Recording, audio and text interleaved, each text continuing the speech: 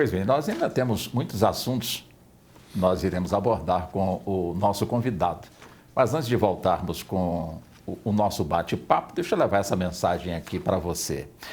Gente, mesmo com todo o esforço do GDF para manter a economia e os empregos no Distrito Federal, ainda tem muita gente passando necessidade. É por isso que o GDF lançou o Cartão Gás, um auxílio de R$ 100 a cada 2 meses para que as famílias mais necessitadas possam comprar seus botijões nos distribuidores cadastrados. E a ajuda do GDF nesse momento tão difícil não para por aí.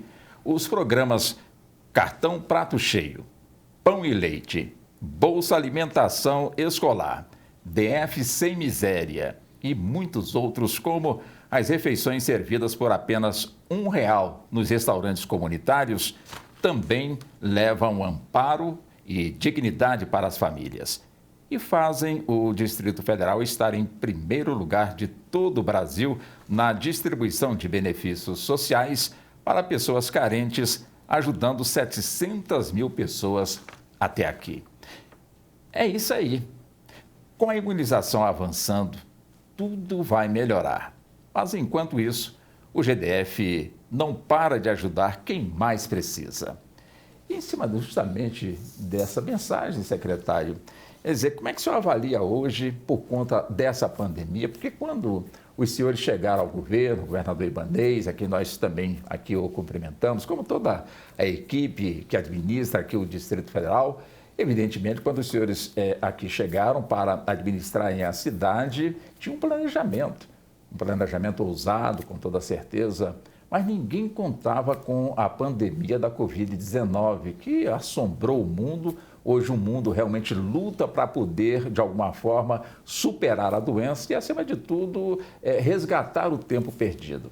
Como é que tem sido justamente administrar a capital federal, quando o governo tinha um planejamento e, por conta da pandemia, não perder a essência do planejamento, mas também ter o devido cuidado de cuidar justamente dessa pandemia? Conta para nós, secretário. Walter, é a segunda vez que eu contribuo com o governo na função de secretário de governo. A primeira no governo Arruda e agora, com muita honra, no governo Ibanez. Nesta oportunidade, quando eu também tive a oportunidade de coordenar a transição do governo Arruda e também coordenar a transição do governo Ibanez Rocha. E o planejamento, de fato, é muito audacioso. Brasília poderia estar muito melhor do que está. Mas, felizmente, o governador Ibanez, com a sensibilidade que tem e a maneira que tem de trabalhar, ele, ao deparar com o problema, ele nos chamou e disse o seguinte: não vamos deixar Brasília parar. Nós vamos estruturar 3 pilares. Primeiro, vamos cuidar da pandemia, porque é o que nos afronta nesse momento. Vamos cuidar da economia e vamos cuidar do social. Isso deu a gente essa possibilidade de estar nas condições que estamos.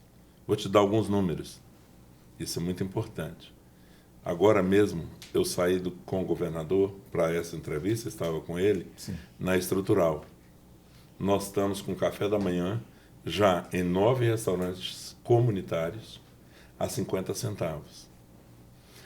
Na Estrutural, a média de 300 a 500 pessoas por dia tomando o café da manhã. Você vê como está grave a situação da fome. E não podia ser diferente.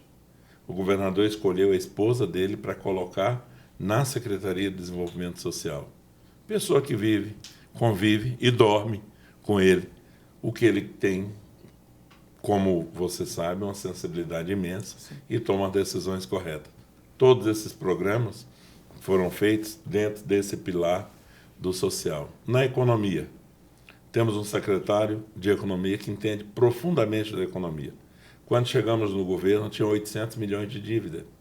Fora o passivo que estava debaixo dos tapetes.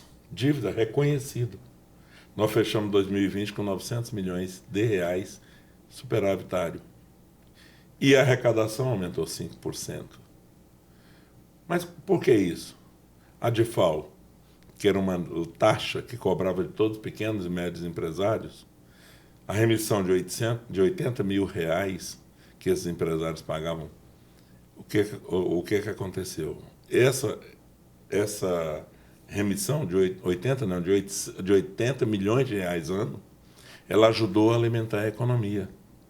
Isso tudo são coisas que foram fazendo. Sim. A redução do ICMS da cesta básica, o refis, que deu condição para as empresas voltarem a operar. Quantas empresas ficaram em situação quase insolúvel? O emprego. Nós estamos abrindo a agência de trabalhador em todas as cidades. Hoje mesmo foi a inauguração da agência de trabalhador na Estrutural, como a porta de entrada para o emprego. O Renova DF é um programa que nós estamos incluindo 2.500 pessoas para ir cuidar da cidade, exatamente disso, do meio-fio, da praça, da calçada, de manter as quadras de esporte, as PECs em funcionamento. Essas 2.500 pessoas recebem uma bolsa, trabalha 4 horas, recebe um salário mínimo, recebe o transporte, que a TCB faz o transporte, recebe a alimentação, e estão treinando para o mercado de trabalho. Mas o curso é feito pelo SENAC, não lá, numa mesinha, sentado, sim, ou numa sala. Não, é no campo. Então, nós estamos nessa área social, nós estamos usando toda a criatividade do governo no sentido de minorar o sofrimento da pessoa. Fora disso, na área da infraestrutura, hoje eu estou terminando de contabilizar mais de 1.000 obras, ou concluídas, ou em execução, ou licitadas. Somando esses 3, nós temos mais de 1.000 obras no Distrito Federal funcionando. São 5 bilhões de reais de investimento nesses 2 anos e 9 meses. Mais de 300 mil empregos, 30 mil empregos gerados com essas obras. Gerados, e a pessoa, com um detalhe, todas as empresas recebendo em dia, o que segura a pessoa trabalhando. E essas obras são obras pequenas, média, grande, mexe com a sociedade toda.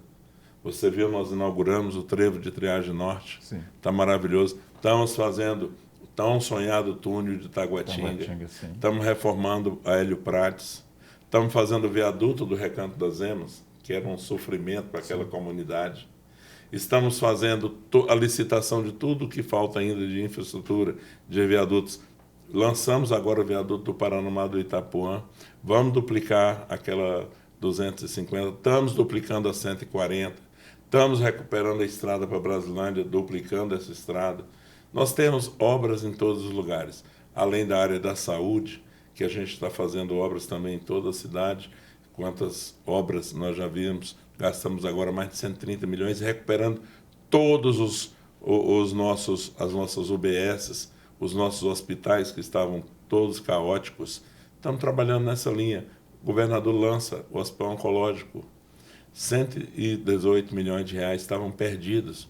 Na transição, ele foi atrás, buscou esse recurso, a obra está lá começando. Vai passar o governo? Vai. Vem um outro governo, mas a obra fica. Então, nós estamos trabalhando nessa área de infraestrutura com investimentos oriundo de quê? De emendas parlamentares, de financiamento externos, coisas que estavam praticamente perdidas e recuperadas, da economia que se fez com a nossa fonte 100, da recuperação econômica que nós estamos vivendo. Agora, por que investir em obras?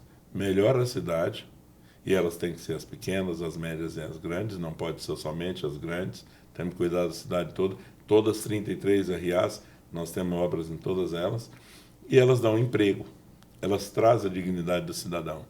Você sabe, eu estava dizendo a nossa história, quem tem um emprego tem um tesouro. Hoje está desse jeito. Nós precisamos dar oportunidade para as pessoas. E quando o senhor fala em oportunidade, secretário, é importante a gente também aqui salientar que o sonho do senhor, quando veio para Brasília, o meu sonho também, estava sempre esse sonho calçado em 2 pilares, o emprego e a moradia. Hoje, esse sonho de muitos tem sido concretizado, continua também muitos alimentando esse sonho, mas a minha pergunta é direta para o senhor que é um empreendedor de sucesso, Brasília, para muitos, encontrar o seu emprego, normalmente era um emprego público que o pessoal sonhava bastante. Só que com o avanço da tecnologia, não se precisa de tanta gente, portanto, para realizar determinadas tarefas. E com isso vai diminuindo também o número de servidores, por conta justamente da tecnologia que vai avançando. O senhor vislumbra alguma vocação econômica para a nossa capital federal? Porque um dia as obras que estão sendo executadas, e olha que são muitas obras, como o senhor nos elencou, um dia as obras vão acabar. Mas e aí? O que vislumbra realmente para poder fazer com que essas pessoas que vão estar aí prontas para o trabalho, mas não tem mais obras, qual seria o caminho para encontrar uma solução e atender este público? A primeira coisa é criar um ambiente atrativo para o investimento privado. Você tem que ter planejamento da cidade bem feito, tem que ter segurança jurídica, porque ninguém vai investir numa cidade se depois ela vai ter que voltar atrás. E você tem que ter uma simplificação. Você tem que criar condições para que a empresa possa abrir muito rapidamente e as coisas caminhem dentro da desburocratização. O que impede mais hoje os investimentos das empresas? O primeiro é você olhar para a cidade e não ter perspectiva, não acreditar, mostrar que você de fato está num ambiente que não é seguro.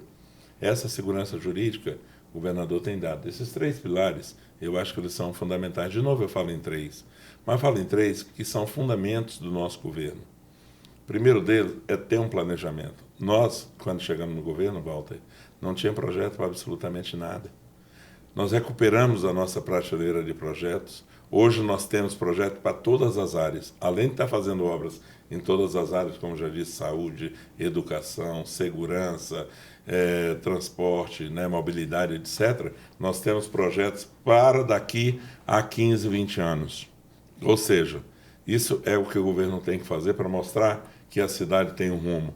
E o empresário precisa saber que a cidade tem rumo. Quando ele chega para conversar com o governador, tapete vermelho, ou azul, né? Sim. Ou vermelho, enfim, a cor do tapete que for, não importa a cor, está lá o empresário sendo recebido com toda dignidade e respeito.